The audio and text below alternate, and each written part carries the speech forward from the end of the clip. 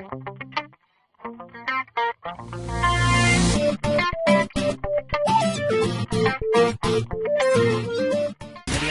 reportáž.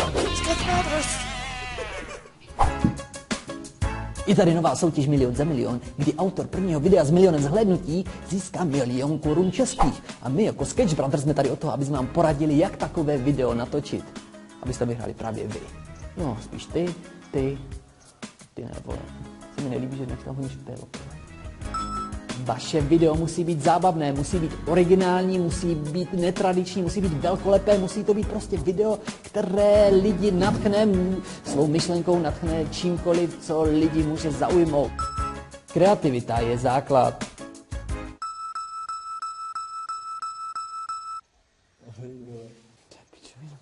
Pokud umíte něco výjimečného, nebojte se to ukázat.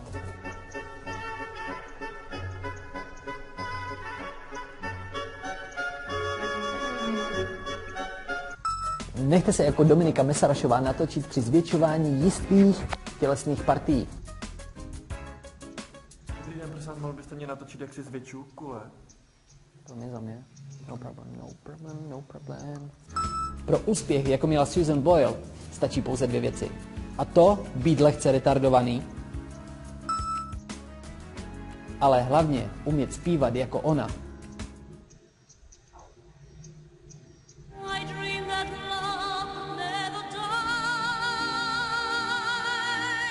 To se nedá poslouchat.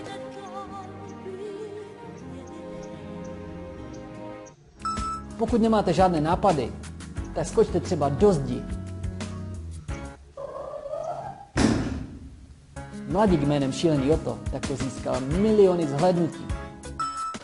Pokud tohle video nepošleš všem svým kámošům, do zítra umřeš. Taky řešení. Řetězák ti dneska připošle každý dělito. Řekněte o svém videu všem svým přátelům. Čeňko, můj jediný příteli, mám nové video, podíváš se mi na něj? Tak na video tohoto kluka bych se nepodíval ani za 1 000 000. Hlavně když moderujete nebo něco, tak to hlavně nedělejte jak on. I když natočíte mega skvělé vtipné video, nakonec si ten 1 000 000 budete muset vyklikat sami.